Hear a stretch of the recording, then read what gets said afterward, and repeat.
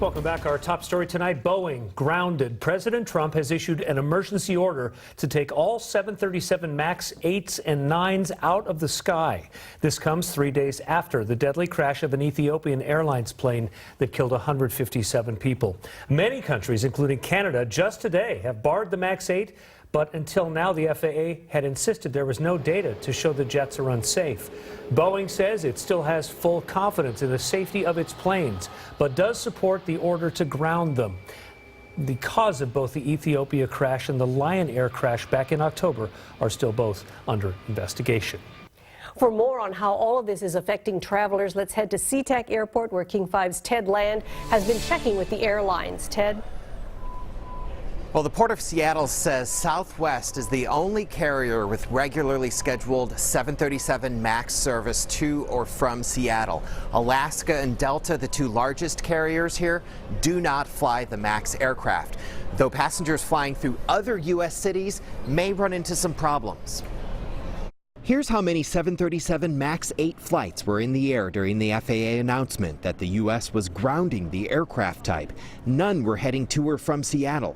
Same for MAX 9 flights, just a handful crisscrossing the country. The FAA notice to pilots instructed them to proceed to their destinations. And across the country, the last of the MAX 8 and 9 flights touched down while airlines scrambled to find replacement aircraft. In Washington, D.C., a Southwest MAX 8 preparing to take off had to head back to the gate. The Port of Seattle says it's not expecting any disruptions at SeaTac. The port says the only airline that had regularly scheduled MAX flights here was Southwest, about 3 per day. And by the time the FAA grounded the aircraft, there were no more MAX flights heading to or from Seattle. Southwest says its 34 MAX 8 planes accounted for less than 5% of its daily flights nationwide. United flies 14 MAX 9s, none to Seattle, and the airline says it does not anticipate any significant impacts as it works to rebook passengers on other planes. American Airlines is in a similar situation. No MAX 8 flights to Seattle. The planes were flying just 85 flights out of 6,700 daily departures throughout the airline system. There are a handful of canceled flights here at SeaTac this evening, but those are related to a blizzard in Denver, not related to the 737 MAX situation. Southwest Airlines is allowing passengers impacted by the MAX cancellations or delays to rebook on different flights, and they'll waive the fees. Live at SeaTac Airport, Ted Land, King 5 News. Ted, thank you. We just got a much better idea as to which laws may be changing here in Washington and which proposed laws are now dead. At 5 p.m., dozens of bills failed to pass off the floor of the State House or State Senate and technically are dead for the year. South Bureau Chief Drew Mickelson is live at the Capitol with a look at some of the bills that died and which ones survived. Drew. Well, Lori and Mark, despite that 5 o'clock deadline, debate continues in the Senate, but they are on their last issue of the day, and it's a rather big one. They are looking at studying universal health care for the state of Washington. That is one that will likely pass off the floor here tonight and will be debated for the next couple of months, you can be sure. Now, let's take a look at some of the bills that didn't make the cut and the ones that ended up dying today. That bill to put a limit on high-capacity magazines, it just did not come up for a floor vote. A Senate bill to make a fourth DUI a felony within 15 years is now officially dead.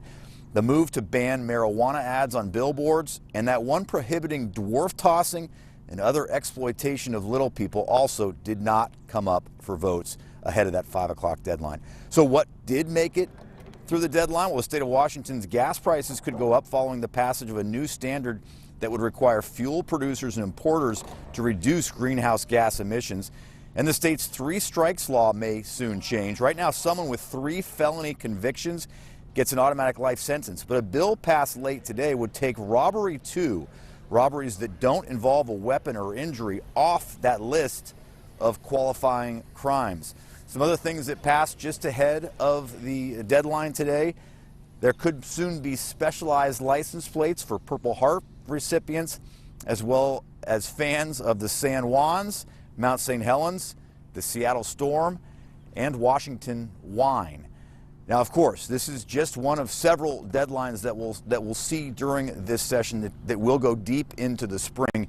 These bills, all that survived, just passed out of one chamber, either the House or Senate. Now they go to those other chambers, and if they pass out of there, then they go to the governor's desk. Live in Olympia, Drew Mickelson, King 5 News. Drew, thank you. The FDA has proposed new rules that would restrict the sale of flavored e-cigarettes. Under the plan, the products could only be sold at retailers and websites that impose age restrictions. Flavored cigars that were introduced after 2016 without FDA clearance would also be subject to the new regulations, including possibly being removed from the market. These changes do not apply to menthol and mint flavors. This is the government's latest effort to try to curb youth vaping. If you like the temperatures today, Craig Herrera is saying just wait a few days, Yeah, right? so good, especially into Sunday. Oh, things are really going to change, and we got some sunshine, some clouds out there as well. This is a look at Paulsbo. I'm going to take you up to the mountains right now where you can see a lot of the cloud cover. At times, a few showers in the form of snow across the higher elevations and just a few spotty showers across the lowlands. Here's the warm-up you're talking about. Right now, a lot of the warmer air is sitting over Northern California. On Sunday, it starts to scoot up. Sunday morning, we could get a couple of spotty showers, but then by the afternoon, a ridge of high pressure starts to build in. It gets really strong into Monday, Tuesday, Wednesday, and Thursday of next week, and that's when we could be pushing those mid and upper 60s by the time we get into the middle part of next week. What's important to note as well is the hydraulic outlook, of course, with all the snow that we've had with the gradual and persistent warm-up. We will see some snow melt, not expected to happen so fast since this is a gradual increase in the temperatures. Nonetheless, snow is melting. It could result in those creeks and small streams and starting to rise with the levels as well. By the way, the snowpack, 81% of normal is where we stand with the Olympic range, and along the Cascades, we're doing not so bad. 81% to the north, 76 central, 97 to the south, and 96% with our snowpack. So we're doing a little bit better. By the way, the countdown to spring is also on. Just 7 days away. We're almost there. But the weekend, again, it looks really nice. Back to those 60s. Back to you, too. Thanks, Craig. President Trump's former campaign chairman, Paul Manafort, sentenced to prison again, this time in U.S. District Court in Washington, D.C. Manafort was sentenced to 3.5 years after pleading guilty last September to conspiracy to launder money and obstruction of justice. He faced a maximum of 10 years. Last week, Manafort was given a lenient sentence in Virginia, 47 months for bank and tax fraud. Some of the prison time overlaps with that sentencing, so he's looking at about 7.5 years, with credit for the roughly 9 months he's already served. Today marks day 5 of a hunger strike by 9 men frustrated by the high levels of gun violence in their Miami neighborhood. The group has gone on a hunger strike to send a message. Days without food, only water, and word of the strike is getting around. Peggy Marazir pulled over when she saw what they were doing. Her son was murdered 3 years ago.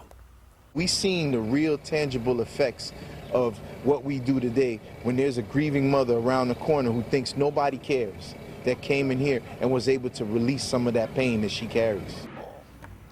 The faces of gun violence that line the fence are a constant reminder of why the men are striking and what is at stake. The dark history of Japanese incarceration camps during World War II is being illuminated this weekend in a unique way. The journals of a young mother locked up in one of those camps are being put to music. As King 5's Eric Wilkinson tells us, it's a cautionary tale that still resonates today. And just think, sort of surprise, wonder. From the depths of a Japanese internment camp comes a soaring tribute to the humanity of those who persevere. Kara Kondo and her family were taken from their home in Yakima in 1942 and sent to live at Wyoming's Heart Mountain War Relocation Center after the bombing of Pearl Harbor. She kept a journal that's been turned into Heart Mountain Suite, performed by the Whatcom Chorale. So far, I've been moved to tears every time, and I'm realizing part of my job is to focus on the work and not melt. But this piece is really very moving. Among those in the audience for today's rehearsal, Sandy Fugami. Her mother's entire family of 10 were incarcerated at the camp. It's kind of a betrayal of, you know, growing up in the U.S., being a citizen, and then being treated as not.